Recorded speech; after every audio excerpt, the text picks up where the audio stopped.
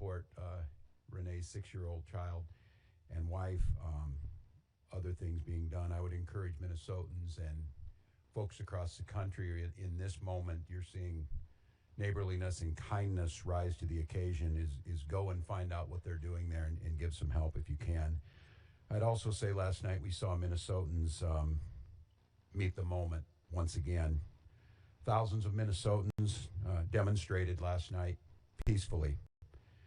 They shared a message about the reckless ICE mobilization is not keeping us safe and led to the tragedy that the world witnessed once again. To Minnesota, I say thank you. There's strength in numbers, there's power in peace, and what we saw was a beautiful vigil to a life that we're starting to learn more about.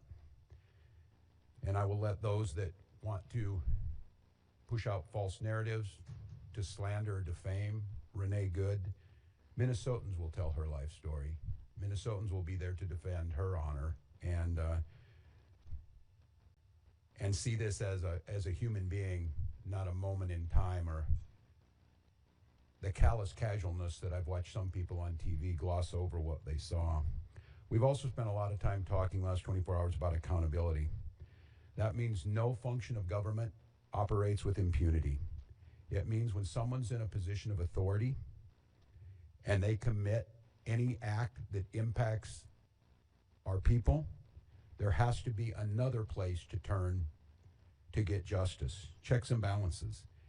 Basic idea, the center of the formation of our country. It's the only measure that protects us from the abuse of government or federal overreach or tyrannical government. Yesterday, the Minnesota Bureau of Criminal Apprehension, the BCA, spent the day yesterday attempting to get that accountability. We have learned that the Trump administration has now denied the state that ability to participate in the investigation. And I just want to make this as clear as possible to everyone. Minnesota must be part of this investigation.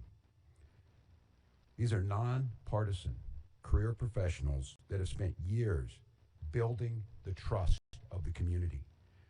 There's a BCA Force Investigations Unit that was created by the legislature, by the people of Minnesota, to provide an independent, consistent, and trusted mechanism for investigating the use of force incidents involving law enforcement officers. Minnesota has seen our share of these. And what you've seen is, and I have witnessed it during my time, that these professionals have risen to the moment. They are trusted by people. People who are not by inclination trusting of law enforcement or government have come to see the professionals at the BCA as true arbitrators that can get them justice. The unit is the result of years of scrutiny, public engagement, and bipartisan legislative action. Minnesotans have made it clear time and again they expect transparency through this process where a police officer uses deadly force. The BCA Commissioner, Superintendent Evans, have earned that trust by delivering on that expectation. I think it's clear to everyone as they saw this that it feels now that Minnesota has been taken out of the investigation. It feels very, very difficult that we will get a fair outcome. And I say that only because people in positions of power have already passed judgment, from the president to the vice president to Kristi Noem, have stood and told you things that are verifiably false, verifiably inaccurate. They have determined the character of a 37-year-old mom that they didn't even don't know. They've determined that the actions are done. I don't know. I've not used inflammatory terms of what happened. I've asked us to find the answers. The only way we find the answers is a thorough investigation by nonpartisan professionals. We've delivered that. We've been able to do it. We've earned the trust. And when I say that, the trust of BCA, and I tell Minnesotans the trust of law enforcement here. Everyone knows globally, certainly here, that George Floyd, who was murdered a few blocks from this site, tore at the soul of who we were. But we healed, we built back trust.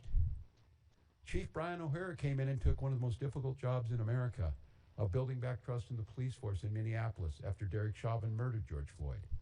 And he's earned that. And he's level, and he's fair, and he's asking for that. And so, Minnesotans, I will continue to press that we be part of the investigation, that we do the investigation, so that Minnesotans can trust what the outcome is. I don't have a predetermined notion. Yes, I saw the video. Yes, I saw that. But a thorough investigation will see what happened before that. It will take all factors in, and it will come up with a fair and just conclusion. And we will accept that. Very, very difficult for Minnesotans to think in any way this is going to be fair when Kristi Noem was judge, jury, and basically executioner yesterday. That's very, very difficult to think that they were going to be fair. With that being said, Minnesotans, we've risen to the occasion so far, but it's going to get challenging. It's going to be challenging because I feel your anger. The human desire to lash out in this moment is very real. I can tell you that that is the wish of many people, that they fulfill the wish they want to see us turn on one another, turn towards violence rather than peaceful reconciliation, rather than peaceful civil disobedience. And we have to do our best to not play into that. I say this too when I saw yesterday some of the anger, whether it's Minneapolis Police, Minnesota State Patrol, Hennepin County Sheriff's Office, Minnesota National Guard. They are there to protect and serve, as it said. They are there to protect Minnesotans. Throwing your anger at them only inflames this situation. And I know some of you were up at the Whipple building this morning, and to the press who are here, I saw some of this myself. Thank you. Continue to have access to every single space. Continue to cover this story. Continue to show the world what's out there. I will say it where our president won't. The press are the defenders of our democracy. You need to be there. But I also tell folks, protect our Minnesotans who are out there and don't turn the anger to them. This is a brazen use of force. They want us to bend the knee. They want us to capitulate. The way we give them what they want is allow them to use this as an excuse to put more troops on the ground. Use them as an excuse to show that these are violent protests. And I also witnessed what I think is going to be a pattern over the next few days in the coming hours, is I saw an individual show up there with the intent to antagonize folks who were peacefully protesting, with a bullhorn to scream at them. And again, the desire to move on that individual is exactly what they want, because our respect for the First Amendment means we will expect and respect all opinions. If this individual is there expressing support for ICE, that's their constitutional right to do so, and they need to be protected. Don't allow that to be a catalyst to create violence. We believe in states' rights. We believe the federal government needs to stay out of this. We believe that the situation has gotten worse and less safe because of their presence. And I will just say there were two incidents yesterday I saw after this that just tore at my soul. I saw an individual at the scene identify themselves as medical personnel, a physician, and asked to provide aid, and an ICE agent said, "I do not care." That lack of humanity was chilling to me. And after this incident happened, and after the tensions rose, ICE agents entered a Minnesota school, causing disruptions at that school. I can't say this strongly enough as governor, as a parent, as a teacher. To our elected representatives, Democrats and Republicans, I beg you, I implore you to tell them to stay out of our schools. This tragedy will be magnified 100-fold if this fight moves into the hallways of our public schools amongst our youth. And they're watching us. They're watching us now, how we respond. So I've got a few simple asks. Let us, the professionals, handle this on Minnesota soil, this investigation. De-escalate this situation by removing yourselves from this situation with these 2,000 agents that were put here. And above all else, stay out of our schools. I'd like to ask you to care, but that might be a step too far for some people. But I know Minnesotans care. So we'll protest peacefully. We will win in courts. We will certainly win in the defense of our democracy because the American people see what's happening here. But the way that we don't win and the way that we lose, if this turns towards violence and allows them to escalate, it cannot happen. So I ask the grass top leaders out there, the faith leaders, the folks who are on the streets, and in many times the true leaders are not the elected officials. They're the folks on the ground. I beg you, implore you, follow those words of the leaders we've had. I had the privilege of serving with John Lewis, and John talked about good trouble. I'm not telling you not to find good trouble, but I asked John many times, I said, John, I don't know if I'd have your self-restraint. Didn't you want to lash out? He said, yes, daily. But he said, I wanted to win this. I wanted to do what right, and I wanted justice to prevail. And to do that, I knew the only way was to not lash out, to not give in to that. So to each and every one of you, we're not going to win this through violence. We're going to win it through justice. We're going to win it through compassion. We're going to win it through Minnesota ICE, and we're going to win it by holding every one of these people accountable as they should for what we've seen on the streets of Minneapolis. With that, I'm going to turn to Commissioner Jacobson to give you a situation update. Thank you, Governor. Again, I'm Bob Jacobson, and it is my honor to serve as the Commissioner of Public Safety. First of all, again, I want to express my sincere condolences to the loved ones of Renee Nicole Good. Someone has lost their life, and that is not something that anyone takes lightly. Minnesotans came out yesterday to express their grief, their frustration, and their anger at this terrible tragedy. I expect that they will continue to come out today. And I want to thank everyone who demonstrated peacefully. This helped honor Renee's memory and gave her family space to mourn. Minnesota's residents and visitors have the right to demonstrate and to exercise their First Amendment rights. I want to remind everyone that there are safe ways to do so. Our goal is to reduce tensions, to avoid conflict, and to maintain a calm environment. As I mentioned yesterday, we recommend the following safe and lawful ways to demonstrate. Please get together peacefully with others in public areas where pedestrians are allowed. March or walk together in pedestrian areas, please, not on the roadways. Make your voice heard through chants, speeches, and displaying signs. There are a few things I just want to mention very quickly that are unsafe. Because as always, our top priority is public safety, and we cannot allow behaviors that create hazards, threaten public safety, or disrupt emergency services or endanger people nearby. That would include certainly demonstrating on the freeway, walking on highways, throwing objects, setting things on fire, property damage, graffiti, fireworks, illegal weapons, reckless and dangerous driving, or assaultive or aggressive behavior. I know that we all want more definitive answers about that fatal shooting that occurred yesterday. And as we are able to get those answers and dispel rumors and false information, then we can rightfully honor Renee's memory and help her family, loved ones, and our community heal. With that, I'll turn it back to Governor Walz and maybe a few questions. Please. Esme?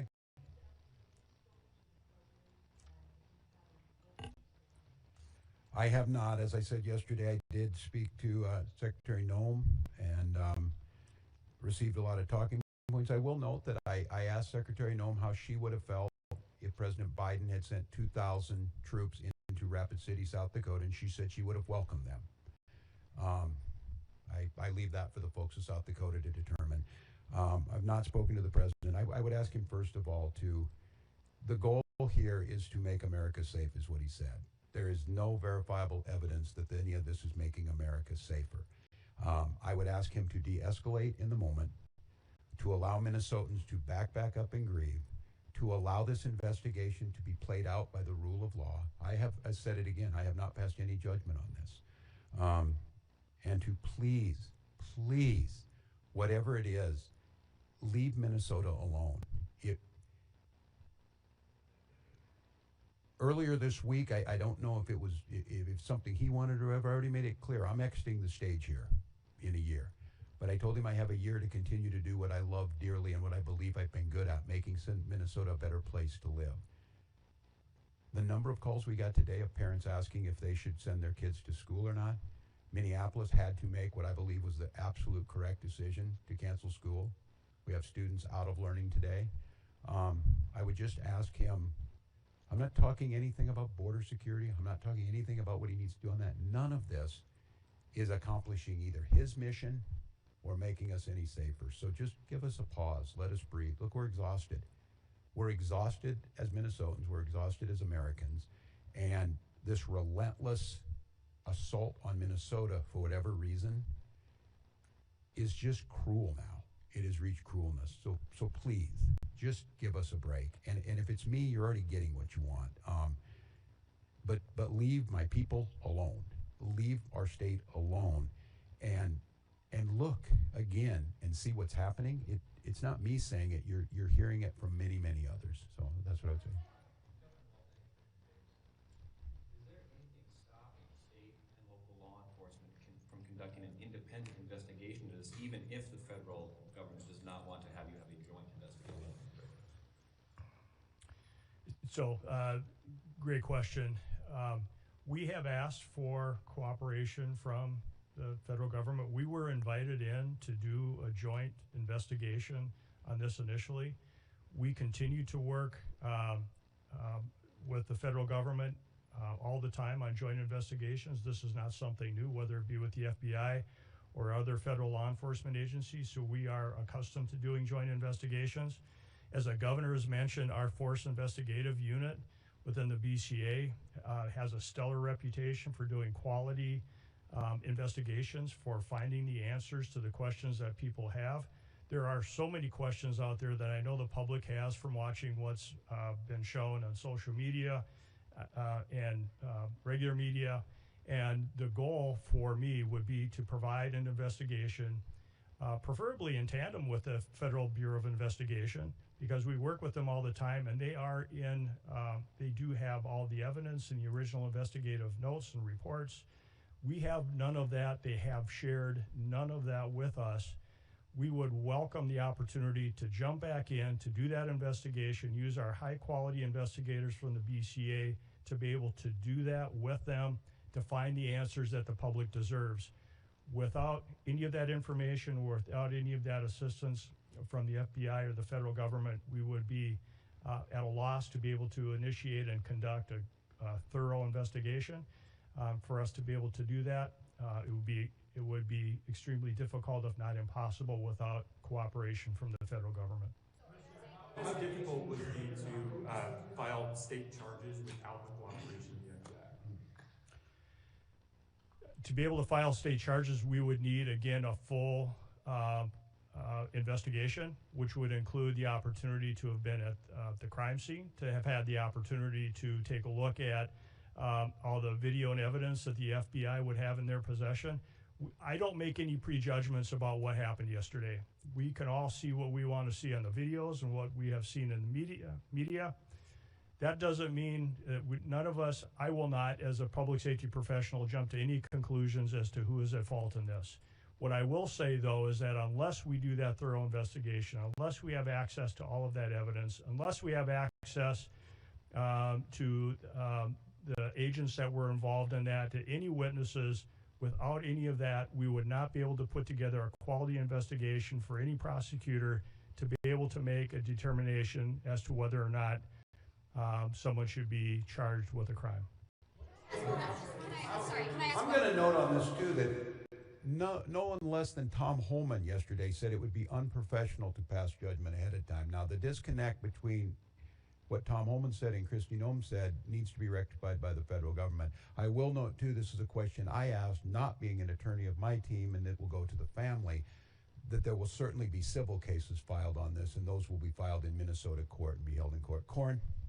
What is standard operating procedure when a federal agent of any kind in Minnesota shot and killed somebody, a civilian? Are you usually involved? Is there usually a joint investigation? Generally, if there is any investigation involving use by a federal officer, generally the federal government, federal officials will lead that investigation. We have participated in numerous investigations in the past. It is very infrequent where there's a use of force by law enforcement officer, federal law enforcement officer, but we have worked jointly and shared information in previous investigations. I'd like to say, I'm gonna add on this. I'm gonna say, if you truly wanted to de-escalate this situation, the logical conclusion would be to follow that procedure and allow Minnesota to participate. And that's where we started yesterday. And it's one of the reasons I came out here, and I'm not going to criticize that because that was the proper process. And I'm going to have to talk to Minnesotans to try, and it's a very difficult task. I think we all know what can happen here, to calmly wait until all the facts come out.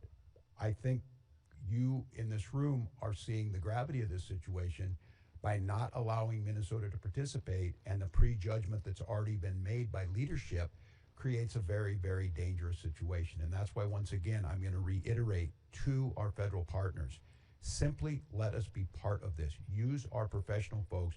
They will gain you the credibility and the trust of Minnesotans to believe the work that you're doing is honest, and it's not just a whitewash to backfill a predeceived notion. All right, so I got time for that the state can do to put in additional protection around schools or to allow for additional e-learning days for these situations? Yeah, it's interesting, Dana, that you would ask that. We were just, as we were coming in here discussing, someone asked about that, and they mentioned Ruby Bridges, and the Little Rock folks, about escorting people in.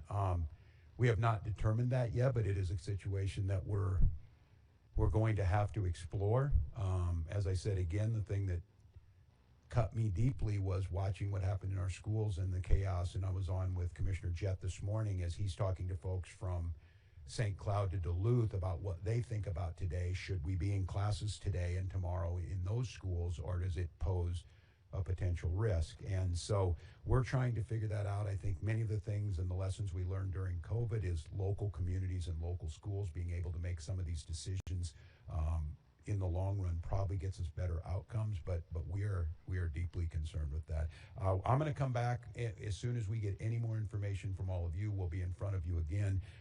I will reiterate, and many of you know my wife Gwen, the First Lady, is an English and literature teacher, and we were talking about some of this, and she got asked the question, and it was when will all of this end? And what Gwen said, it will end when enough people say it will end, and I think that is sage advice. And then I couldn't help but thinking, and it scares me a little bit. I heard those words. We remembered, many of us in here in sophomore, and we read it, that the party told you to reject the evidence of your eyes and ears. It was their final, most important directive. It certainly feels like that in this moment. And so I want Minnesotans to not believe that I'm telling you not to be angry, not to be scared, not to be feeling a little bit hopeless in this moment. But I would also say this, and I saw it last night, I saw it during George Floyd, I've seen it throughout our history. When things looked really bleak, it was Minnesota's first that held that line for the nation on that July 3rd, 1863. And I think now we may be in that moment that the nation's looking to us to hold the line on democracy, to hold the line on decency, to hold the line on accountability, and more than that, to rise up as neighbors and simply say, we can look out for one another. We can have differences, but we've proved to the world going on 250 years that our democracy could hold. It feels to me like we're at one of those inflection points, that simply asking our government to give us accountability, listen to local leaders, ratchet down the rhetoric, let people feel safe in their person, and let's let our kids go to school without fear. Let's let our kids go to school knowing that tomorrow could be a little better day. And so we're going to work on that. I'll leave you with this, and I'm not sure when we'll get in front of you next, but to Minnesotans, again, just one last time, don't give them what they want. Don't give them the unrest that they want. Don't give in to allowing them to bring more folks in here. Don't allow them to expand this somewhere else. Rise up, wrap your arms around your neighbors, peacefully express your First Amendment and your constitutional rights, and let's start healing, get some answers, and move Minnesota forward. Thank you.